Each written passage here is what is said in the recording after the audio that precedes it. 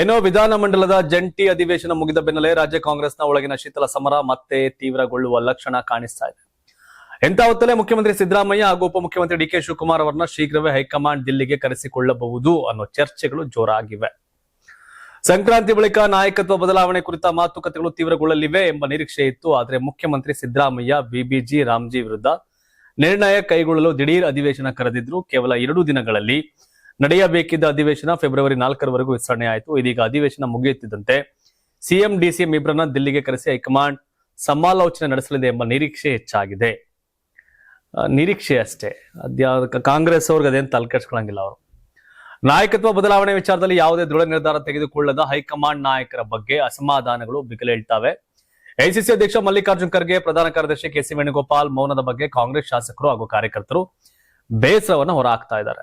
ನಾಯಕತ್ವ ಬದಲಾವಣೆ ಗೊಂದಲದಿಂದಾಗಿ ನಮ್ಮ ಸ್ಥಿತಿ ಅಡ್ಡಕತ್ತರಲ್ಲಿ ಸಿಲುಕಿದಂತಾಗಿದೆ. ಯಾರನ್ನ ನಂಬಿ ಸ್ಥಳೀಯ ಸಂಸ್ಥೆಗಳ ಚುನಾವಣೆ ಎದುರಿಸಬೇಕು? ಸಿದ್ದರಾಮಯ್ಯ ಬಳಿ ಹೋದ್ರೆ ಡಿಕೆಶಿ ಬಳಿ ಹೋದ್ರೆ ಸಿದ್ದರಾಮಯ್ಯನವರಿಗೆ ಸಿಟ್ಟು ಬರುತ್ತೆ. ಹೀಗಿರುವಾಗ ನಾವೇನ್ ಮಾಡಬೇಕು ಅಂತ ಪರಸ್ಪರ ಚರ್ಚೆಯಲ್ಲಿ ತೊಡಗಿದ್ದಾರೆ. ಎಐಸಿಸಿ ನಾಯಕರ ಮೌನದಿಂದಲೇ ಗೊಂದಲ ಮತ್ತಷ್ಟು ಹೆಚ್ಚಾಗ್ತಿದೆ. ಶೀಘ್ರವೇ ಅಂತಿಮ ನಿರ್ಧಾರ ಕೈಗೊಳ್ಳಬೇಕೆಂದು ಒತ್ತಾಯ ಮಾಡಿದ್ದಾರೆ. ಡಿಕೆ ಶಿವಕುಮಾರ್ ಕೆಪಾಸಿಟಿಯನ್ನ ಕಾಂಗ್ರೆಸ್ ಹೈಕಮಾಂಡ್ ಚೆಕ್ ಮಾಡ್ದಂಗೆ ಕಾಣ್ತಾ ಇದೆ.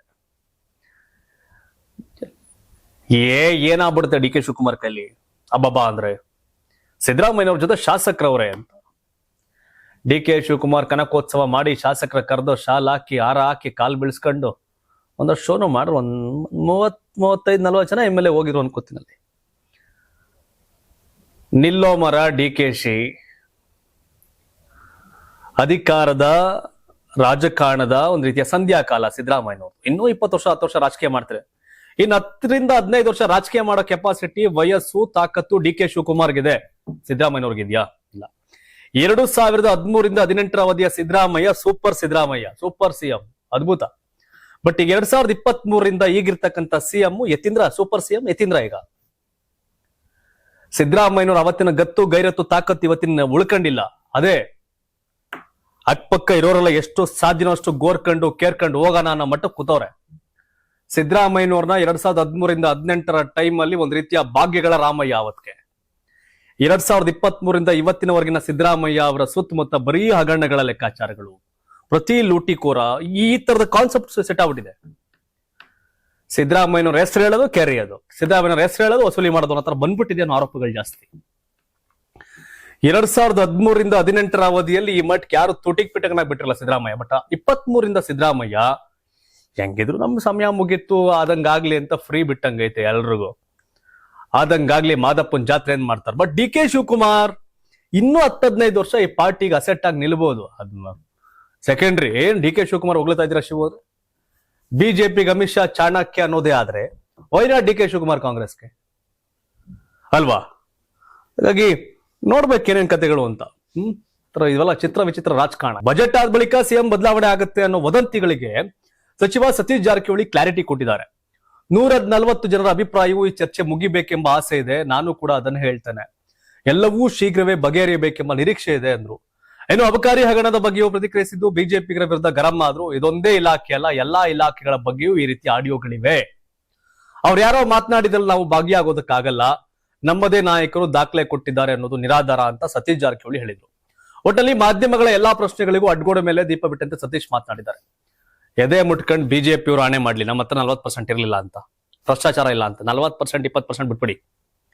ನಮ್ಮ ಅವಧಿಯಲ್ಲಿ 224 ಶಾಸಕರು ಹಿಂಗೆ ಎದೆ ಮೇಲೆ ಇಬ್ರಿಲ್ಲ. ಶಾಮನೂರ್ ಅವರಿಲ್ಲ ಅಂಡ್ ಬಾಗಲಕೋಟೆ ಮೇಟಿ ಅವರಿಲ್ಲ. ಇನ್ನು 222 ಜನ ಎದೆ ಮೇಲೆ ಕೈ ಇಟ್ಕೊಂಡು ನಾವು 1 ರೂಪಾಯಿನ ಭ್ರಷ್ಟಾಚಾರ ಮಾಡಿಲ್ಲ.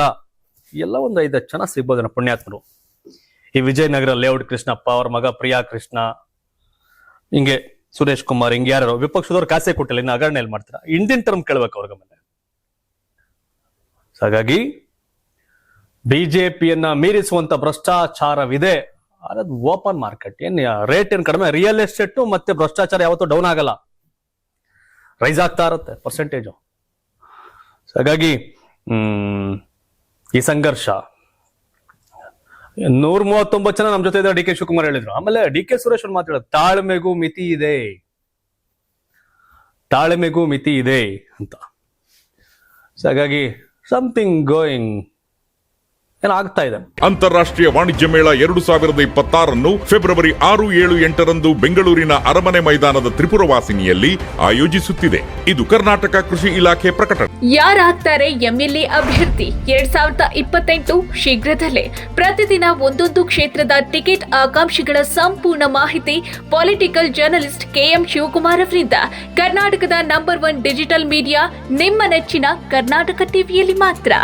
ನೀವು ಸಣ್ಣ ಆಗ್ಬೇಕಲ್ವಾ? ಅದು ಒಂದು ಉತ್ತಮ ಆಹಾರದಿಂದ ಸಣ್ಣ ಆಗ್ಬೇಕಲ್ವಾ? ಪ್ರತಿದಿನ ನಮ್ಮ ಜೀನಿ ಸ್ಲಿಮ್ ನ ಯೂಸ್ ಮಾಡಿ ಯಾವುದೇ ಸೈಡ್ ಎಫೆಕ್ಟ್ ಇಲ್ದಂಗೆ ನೀವು ಸಣ್ಣ ಆಗ್ತೀರಾ.